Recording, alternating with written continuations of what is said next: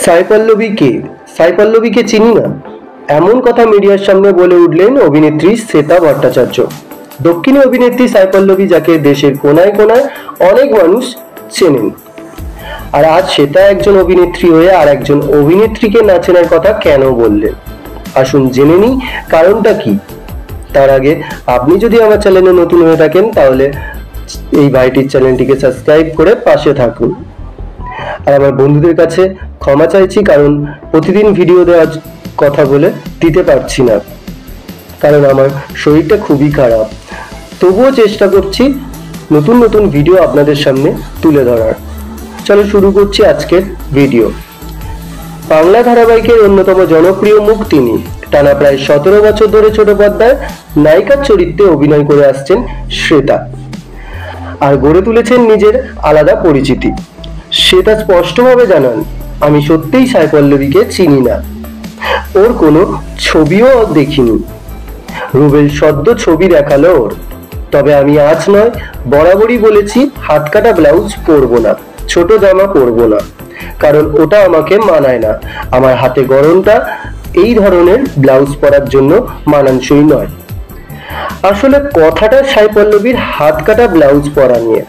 যদি দেখা যায়, সাই পল্লবীকে বেশিরভাগ বইতে শাড়ি কিংবা সালোয়ার কামিজ পরেই দেখা গেছে। হাত কাটা ব্লাউজ পরলে যে সে খারাপ হয়ে যায় তা কিন্তু নয়, তাতে সতীত্ব নষ্ট হয়ে যায় না। আপনার পছন্দ না, আপনি পরবেন না, সেটা ভালো কথা, কিন্তু যে পরে তাকে নিয়ে এভাবে বলাটা কি ঠিক? যাই হোক, এটা তো আমার মতামত। ফিরে আসি অভিনেত্রী শ্বেতা ভট্টাচার্যের কথায়। তিনি বলেন, ইন্ডাস্ট্রিতে যখন একেবারে শুরুর দিকে এসেছিলাম, একজন খ্যাতনামী বলে ছোট পোশাক না পরলে কাজ মেলে না, কিন্তু আমি সোজা সাপটা উত্তর দিয়েছিলাম, আমি শরীর বেচতে নয় প্রতিভা বিক্রি করতে এসেছি। শেষ কথা, ছোট পোশাক আর হাত কাটা ব্লাউজ দুটো কি এক হলো?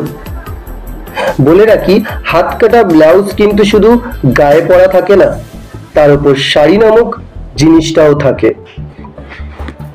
তো বন্ধুরা, সাই পল্লবীকে নিয়ে শ্বেতা যা বলেছেন সেটা কি ঠিক না ভুল বলেছেন তা অবশ্যই কমেন্ট করে জানান। ভিডিওটি যদি ভালো লেগে থাকে তাহলে লাইক ও শেয়ার করবেন, এবং প্রতিদিন নতুন নতুন ভিডিও পেতে অবশ্যই চ্যানেলটিকে সাবস্ক্রাইব করবেন। ভিডিওটি শেষ পর্যন্ত দেখার জন্য ধন্যবাদ।